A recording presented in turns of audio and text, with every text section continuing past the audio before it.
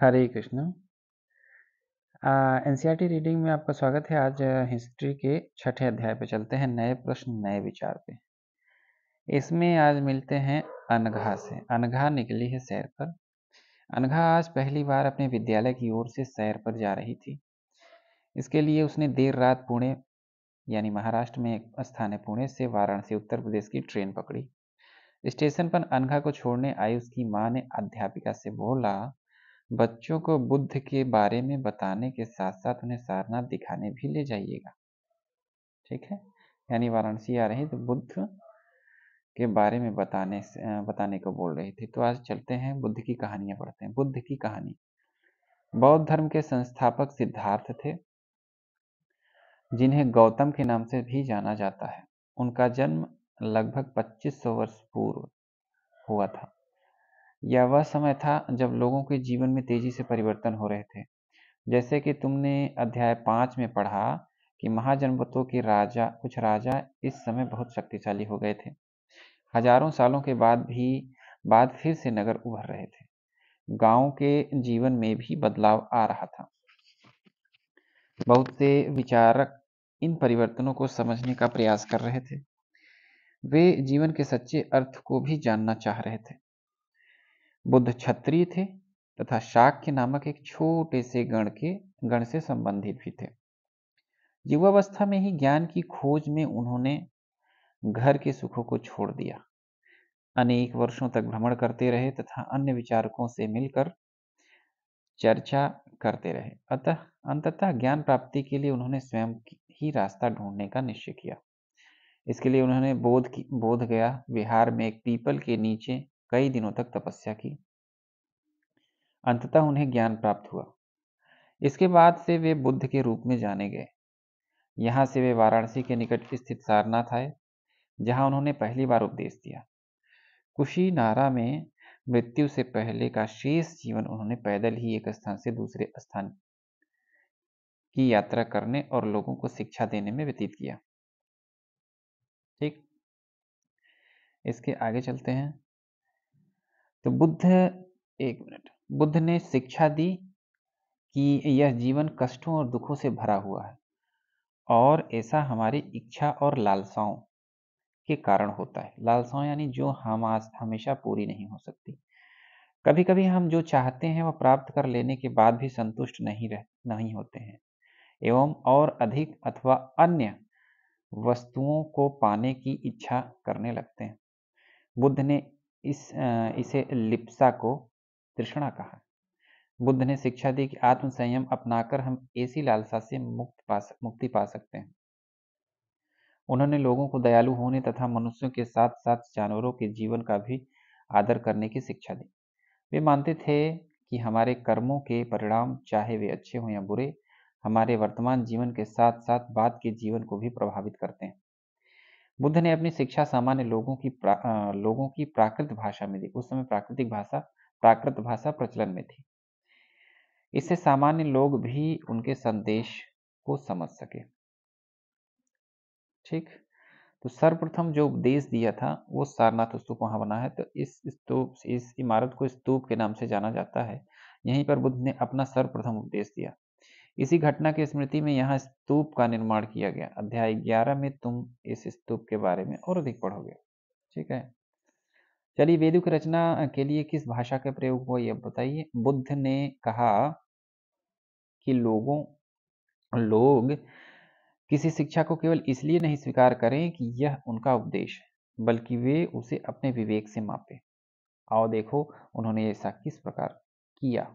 ये आपका स्तूप हो गया। एक किसा गौतमी की कहानी है। इसमें यह है कि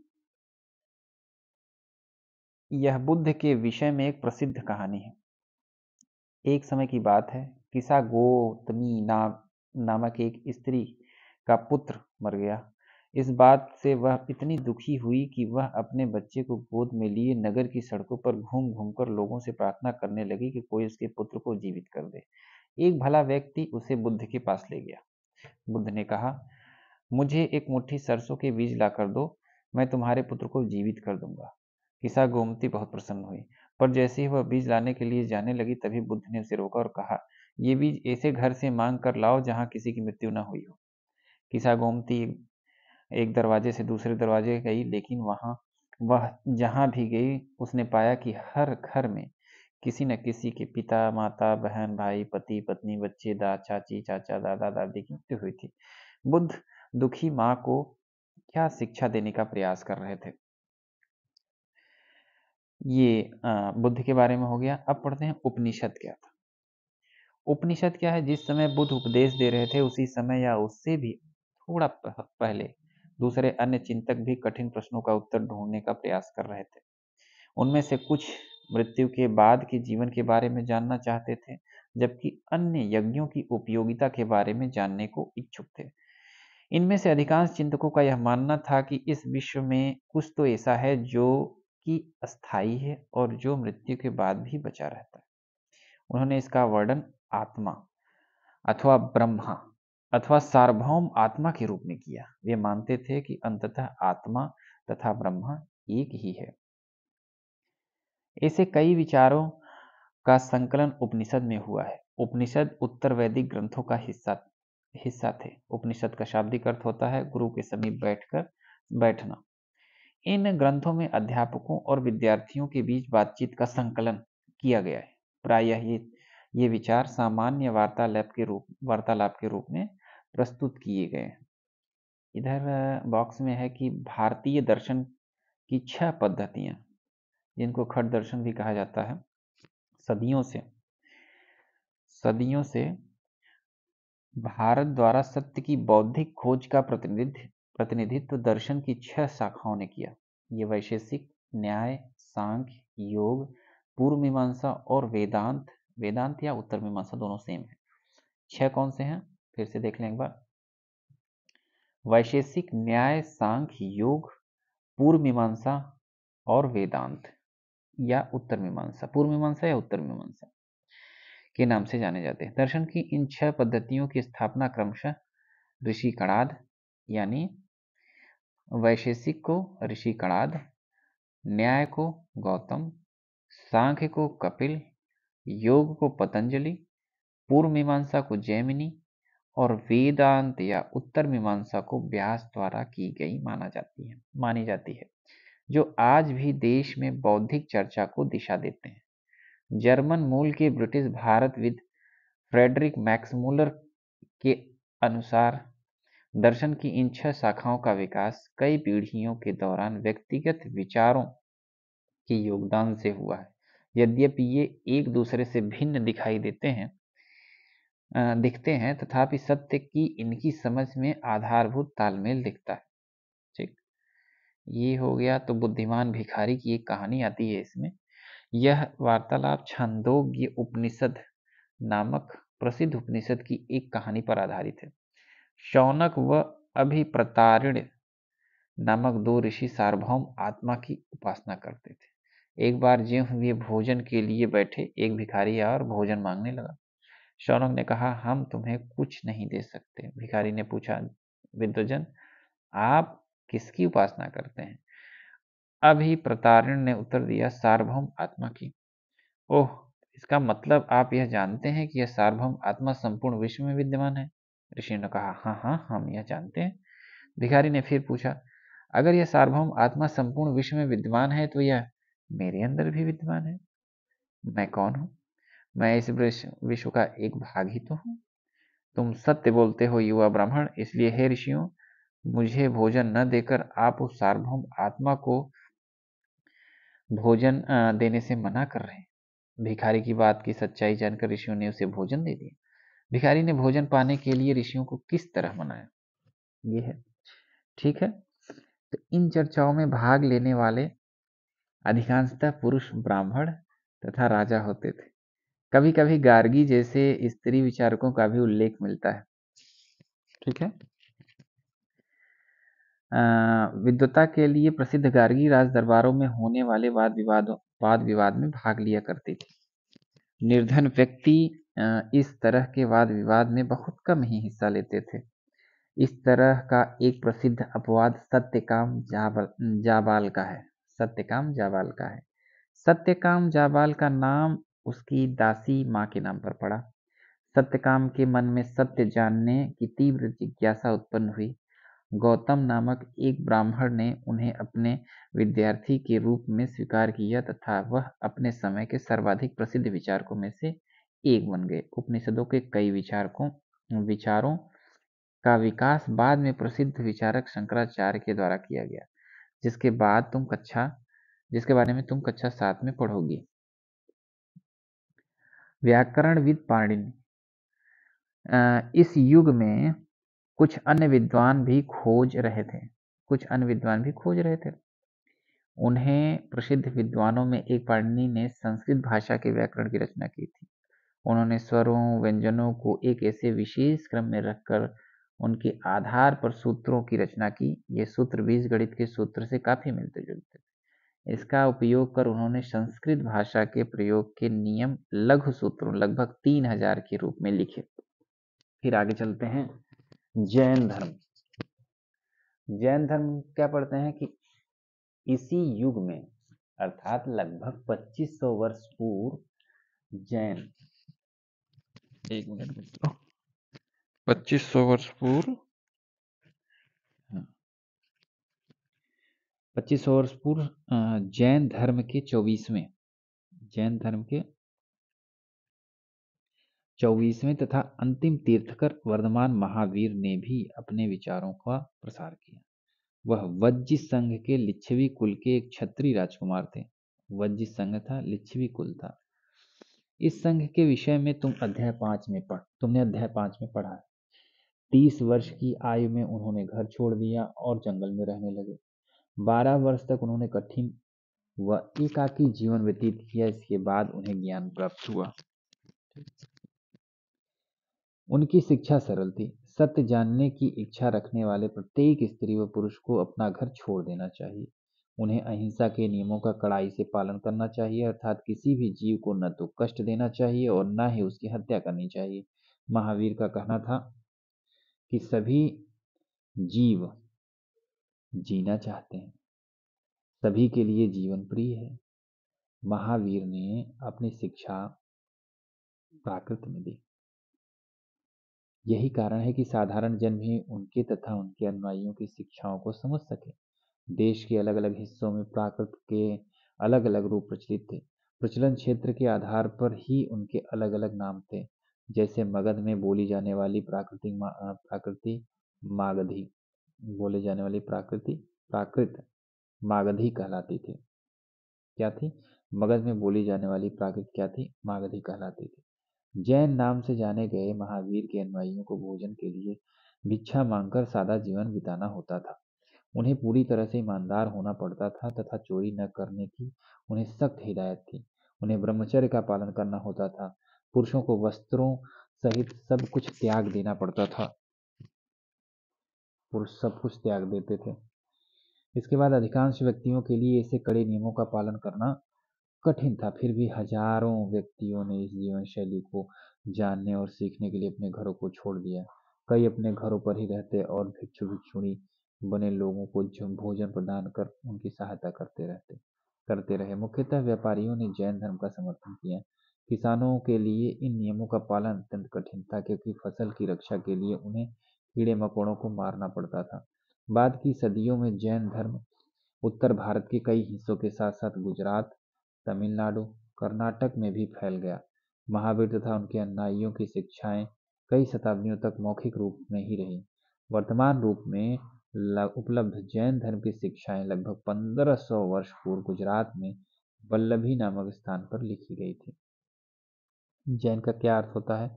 जैन शब्द मतलब जिन शब्द से निकला है, जिसका अर्थ होता है विजेता। महावीर के लिए जिन शब्द का प्रयोग क्यों हुआ, ये आप बता सकते हैं, जिन शब्द का प्रयोग क्यों हुआ। अब संघ की बात करते हैं। संघ क्या है? महावीर तथा बुद्ध दोनों का मानना था कि घर का त्याग करने पर ही सच्चे ज्ञान की प्राप्ति हो सकती है। ऐसे लोगों के लिए उन्हें संघ नामक संगठन बनाया, जहां घर का त्याग करने वाले लोग एक साथ रह सकें। संघ में रहने वाले बौद्ध भिक्षुणियों के लिए बनाए गए नियम विनय पिटक नामक ग्रंथ में मिलते हैं। विनय पिटक से हमें पता चलता है कि संघ में पुरुष तथा स्त्रियों के लिए अलग अलग व्यवस्था थी। सभी व्यक्ति संघ में प्रवेश ले सकते थे। हालांकि संघ में प्रवेश के लिए बच्चों को अपने माता पिता से, दासों को अपने स्वामी से, राजा के यहाँ काम करने वाले लोगों को राजा से तथा कर्जदार को अपने देनदार से अनुमति लेनी होती थी। एक स्त्री को उसके लिए अपने पति से अनुमति लेनी होती थी। संघ में प्रवेश लेने वाले स्त्री पुरुष बहुत सादा जीवन जीते थे। वे अपना अधिकांश समय ध्यान करने में बिताते थे और दिन के एक निश्चित समय में वे शहरों तथा गांवों में जाकर भिक्षा मांगते थे। यही कारण है कि उन्हें भिक्षु भिक्षुणी, साधु भिखारी के लिए प्राकृतिक शब्द क्या होता है? भिक्षु भिक्षुणी या साधु जो होते हैं कहा गया। वे आम लोगों को शिक्षा देते थे और साथ ही एक दूसरे की सहायता भी करते थे।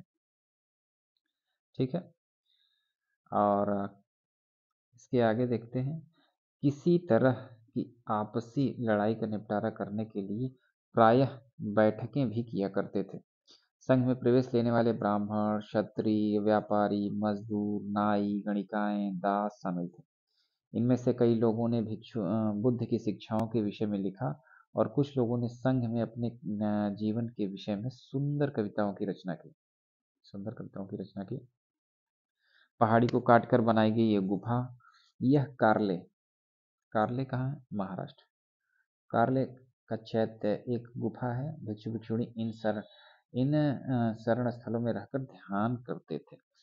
पिछले अध्याय में वर्णित संघ, इस अध्याय में वर्णित संघ के बीच दो भिन्नताएं बताओ। क्या इनमें से कोई समानताएं दिखती हैं? विहार क्या थे? ये संघ हो गया, पढ़ लिए। अब विहार पढ़ते हैं। विहार क्या थे कि जैन तथा बौद्ध भिक्षु पूरे साल एक स्थान से दूसरे स्थान घूमते हुए उपदेश दिया करते थे। केवल वर्षा ऋतु में जब यात्रा करना कठिन हो जाता था तो वे एक स्थान पर ही निवास करते थे। ऐसे समय वे अपने अनुयायियों द्वारा उद्यानों में बनवाए गए अस्थायी निवासों में अथवा पहाड़ी क्षेत्रों की प्राकृतिक गुफाओं में रहते थे। जैसे जैसे समय बीतता गया, भिक्षु भिक्षुणियों ने स्वयं तथा उनके समर्थकों ने अधिक अस्थायी शरणा स्थलों की आवश्यकता का अनुभव किया। तब कई शरणा स्थल बनाए गए जिन्हें क्या कहा गया? विहार कहा गया। आरंभिक विहार लकड़ी के बनाए गए तथा बाद में इनके निर्माण में ईंटों का प्रयोग होने लगा। पश्चिमी भारत में विशेषकर कुछ विहार पहाड़ियों को खोद कर बनाए गए थे। ठीक है, एक बौद्ध ग्रंथ से ज्ञात होता है कि जिस तरह महासागरों में मिलने पर नदियों की अलग अलग पहचान समाप्त हो जाती है, ठीक उसी तरह बुद्ध के अनुयायी जब भिक्षुओं की श्रेणी में प्रवेश करते हैं तो वे अपना वर्ण, श्रेणी और परिवार सब त्याग देते हैं। प्रायः किसी धनी व्यापारी, राजा अथवा भूस्वामी द्वारा दान में दी गई भूमि पर विहार का निर्माण होता था। स्थानीय व्यक्ति भिक्षु भिक्षुणियों के लिए भोजन, वस्त्र तथा दवाइयाँ लेकर आते थे, जिसके बदले में भिक्षु भिक्षुणी लोगों को शिक्षा देते थे। आगे आने वाली शताब्दी में बौद्ध धर्म उपमहाद्वीप के विभिन्न हिस्सों के साथ साथ बाहरी क्षेत्रों में भी फैल गया। अध्याय 9 में तुम इसके बारे में और अधिक विस्तार से पढ़ोगे। यहाँ थी आश्रम व्यवस्था। आश्रम व्यवस्था क्या थी कि जैन तथा बौद्ध धर्म जिस समय लोकप्रिय हो रहे थे तो उसी समय ब्राह्मणों ने आश्रम व्यवस्था का विकास किया। यहाँ आश्रम शब्द का तात्पर्य लोगों द्वारा रहने तथा ध्यान करने के लिए प्रयोग में आने वाले स्थान से नहीं है, बल्कि इसका तात्पर्य जीवन के एक चरण से है। ब्रह्मचर्य, गृहस्थ, वानप्रस्थ और संन्यास नामक 4 आश्रमों की व्यवस्था की गई। ब्रह्मचर्य के अंतर्गत ब्राह्मण, क्षत्रिय तथा वैश्य से यह अपेक्षा की जाती थी कि इस चरण के दौरान वे सादा जीवन बिताकर वेदों का अध्ययन करेंगे। गृहस्थ आश्रम के अंतर्गत उन्हें विवाह कर एक गृहस्थ के रूप में रहना होता था। वानप्रस्थ के अंतर्गत उन्हें जंगल में रहकर साधना करनी थी। अंततः उन्हें सब कुछ त्यागकर सन्यासी बन जाना था। आश्रम व्यवस्था ने लोगों को अपने जीवन का कुछ हिस्सा ध्यान में लगाने पर बल दिया। ठीक है, प्रायः स्त्रियों को वेद पढ़ने की अनुमति नहीं थी और उन्हें अपने पतियों द्वारा पालन किए जाने वाले आश्रमों का ही अनुसरण करना होता था।